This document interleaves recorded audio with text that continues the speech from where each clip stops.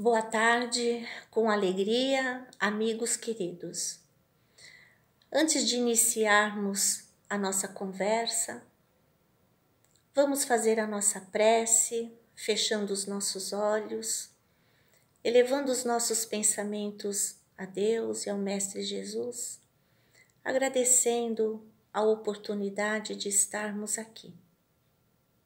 Que a espiritualidade amiga possa nos envolver com bênçãos de paz e de harmonia. E que o Mestre Jesus, o nosso modelo e guia, esteja presente em nossos corações e em nossos lares, hoje e sempre. Que assim seja, graças a Deus e graças a Jesus.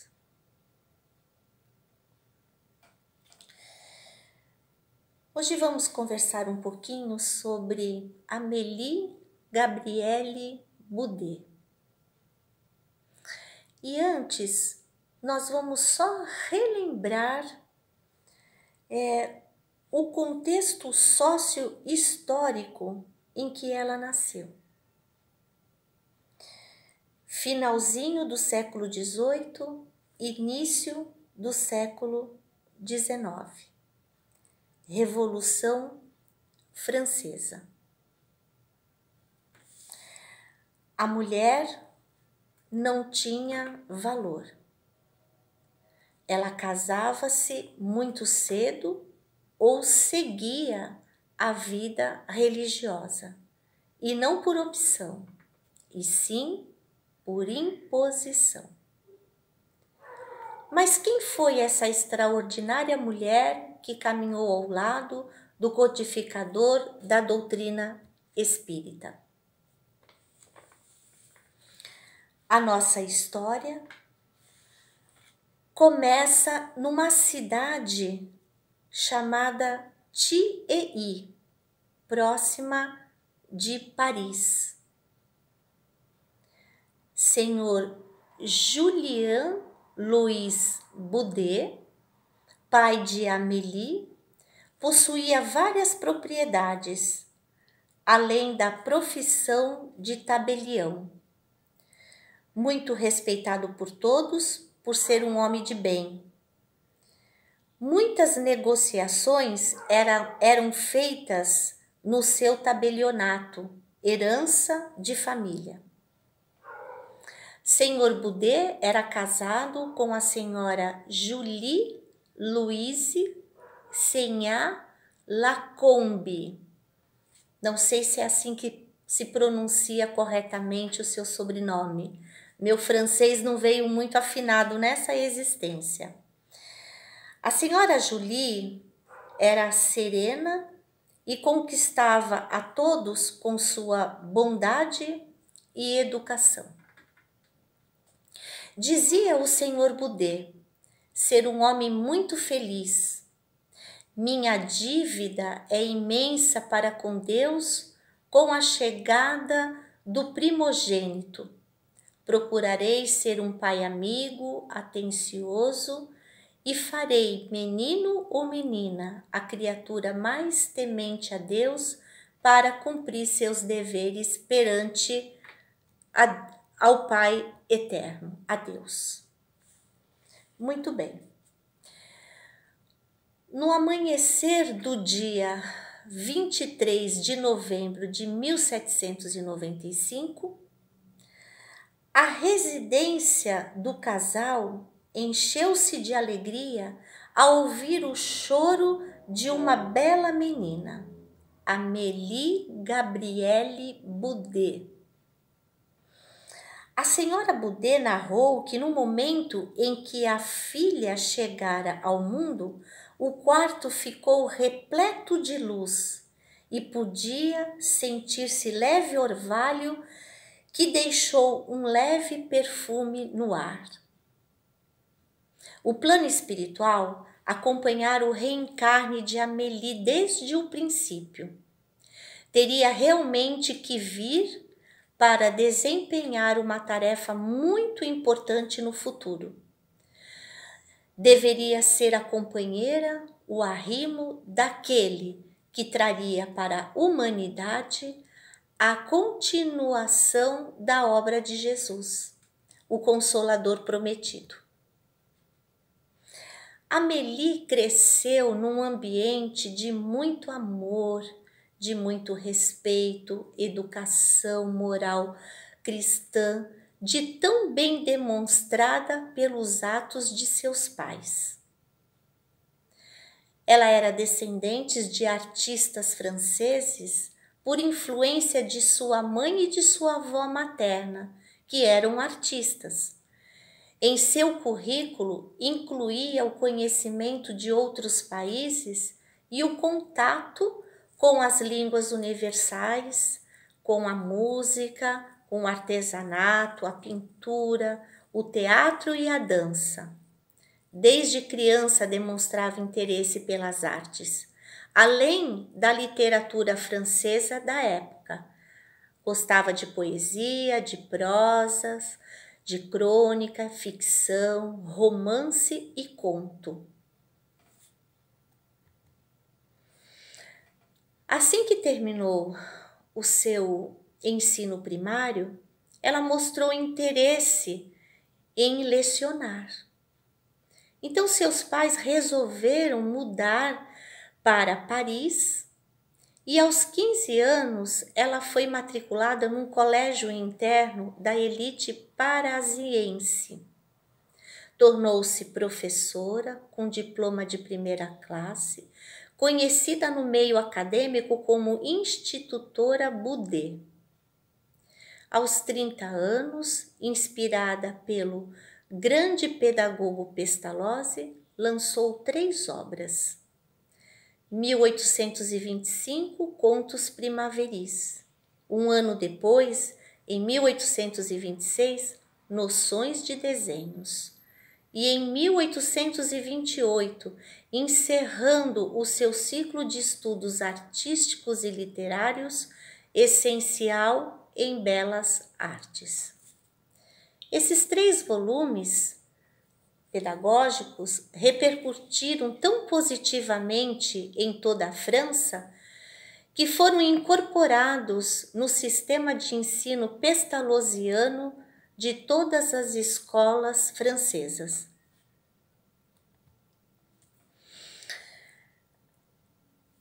Como descreviam Amélie? Uma mulher da elite, rica, solteirona, fugia dos padrões de mulheres do século XIX, como nós citamos no início da nossa conversa. Ainda descreviam como uma mulher elegante, de cintura fina, quadris largos, olhos pardos, inteligente, muito gentil e com os lábios delicados, prontos para sorrir. E foi nesse ambiente pedagógico de cultura artística e literária de Paris que a professora Boudet reencontrou o seu amado nos saraus. E quando falamos de reencontro, falamos de um reencontro porque eles já tinham, o professor Rivail e Amélie já tinham passado por diversas existências e experiências.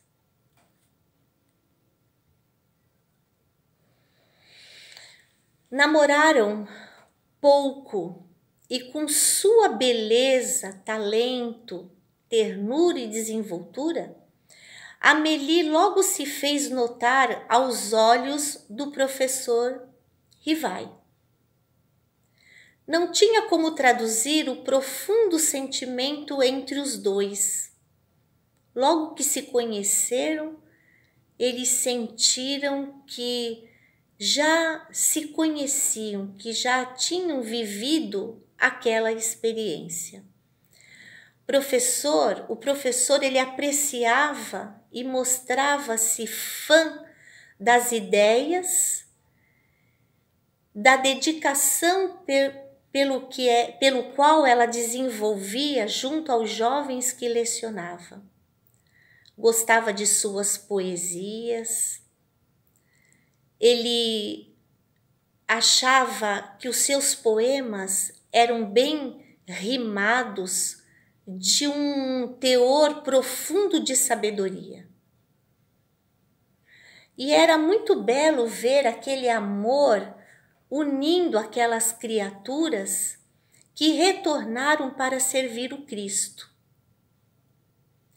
E aos 37 anos de idade, a artista torna-se a Madame Kardec, no dia 6 de fevereiro de 1832. Havia uma diferença de idade entre o casal. Amélie era 9 anos mais velha que o professor Rivai. Mas essa diferença de idade, que hoje ainda em nossa sociedade é um tabu, não foi obstáculo para que a convivência, para que o entendimento do casal fosse afetado. Eles não tiveram filhos por opção. Viviam de forma simples, eles se entendiam muito bem, dialogavam constantemente, formavam uma grande dupla, trabalhavam intensamente e enfrentaram muitas lutas, muitas falências, tiveram muitas vitórias, mas também muitas críticas e preconceito. Na Europa já estava surgindo murmúrios sobre as chamadas mesas girantes. E isso também chamou a atenção do professor Hippolyte Léon Denisard Rivai. E Gabi e Rivai começaram as investigações sobre este fenômeno.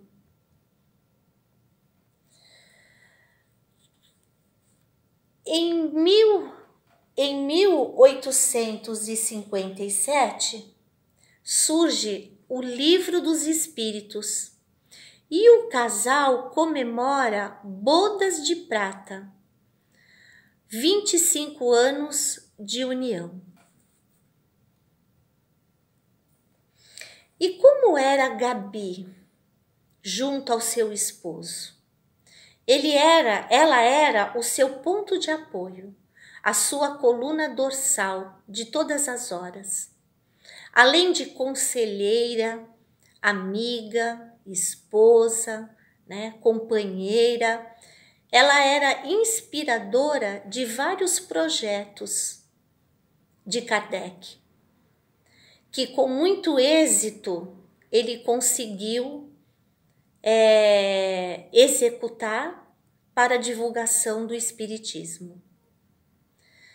A Revista Espírita, o primeiro grupo espírita com reuniões mediúnicas, aberta ao público, viagens por toda a Europa para a divulgação da doutrina, e muitas dessas viagens, Madame Kardec não pôde acompanhá-lo.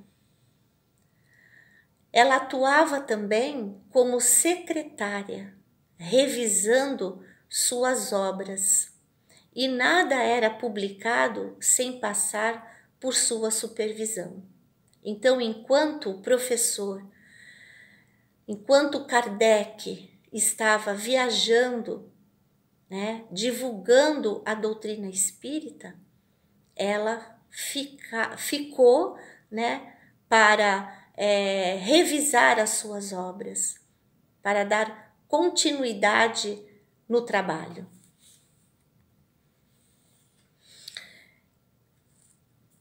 Kardec trabalhava muito, como já foi dito, né? Eram horas de trabalho, de pesquisa, de estudos.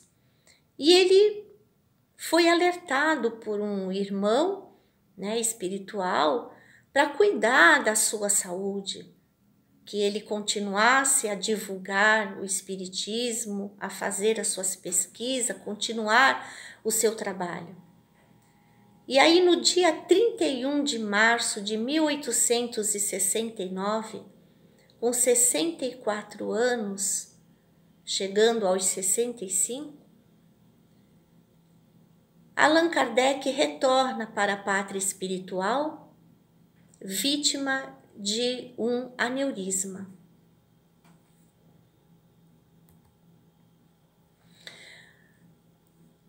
Amélie ficou viúva com seus 74 anos. E Amélie, ela recebeu essa notícia, né? E ficou muito triste, né? Com essa notícia da partida do professor de Kardec. Mas ela não esmureceu, ela não se deixou levar por toda essa emoção. E ela continuou comparecendo a todas as reuniões da Sociedade Espírita. Ela continuou atendendo os convites para palestras, continuou dirigindo o grupo de senhoras em atendimento na parte social. E para todos ela tinha uma palavra de conforto. Fundou a Sociedade Anônima do Espiritismo, contava com a ajuda de companheiros, e deu continuidade à Revista Espírita, publicando as obras de Kardec. E também contou com a ajuda de um dos alunos mais brilhantes de Kardec nas reuniões mediúnicas. Então, graças às forças dessa grande mulher e da sua visão avançada, o espiritismo cresce não só na França, mas em todo o mundo.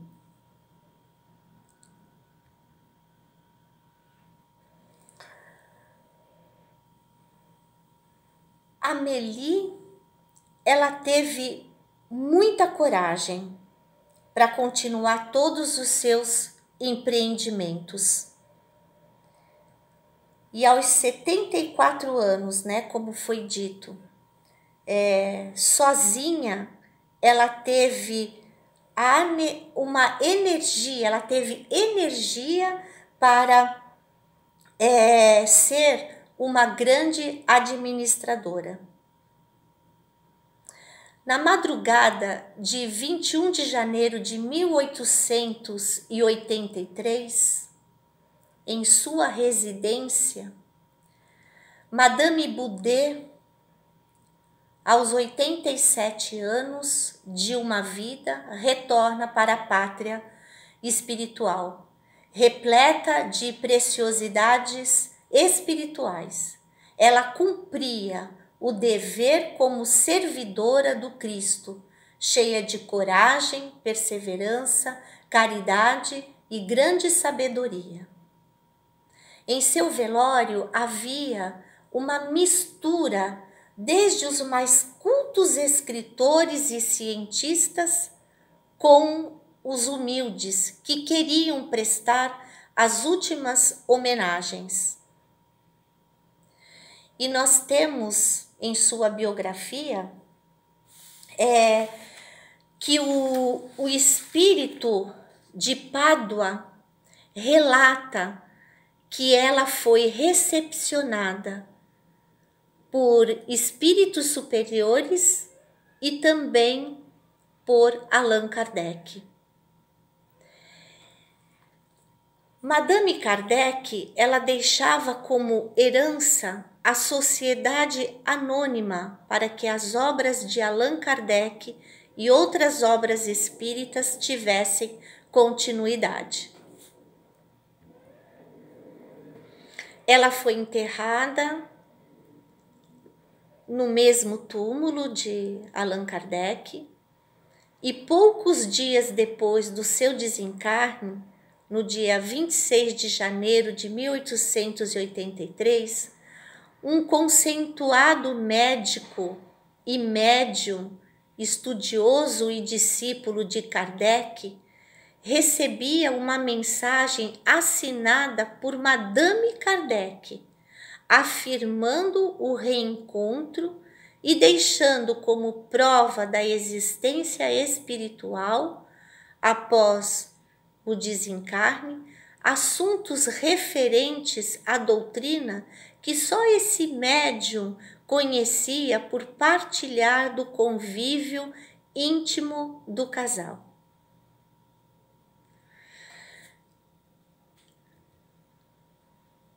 A senhora Gabi, ela foi uma grande mulher do espiritismo, mas nós também sabemos que não só ela, existem também outras mulheres que também tiveram essa garra e que, junto de Kardec, divulgaram a nossa doutrina. Não só mulheres, que o Evangelho também cita, muitos homens também. Gabi, como carinhosamente ela era chamada, ela foi um exemplo digno, né? Ela foi uma mulher de verdade.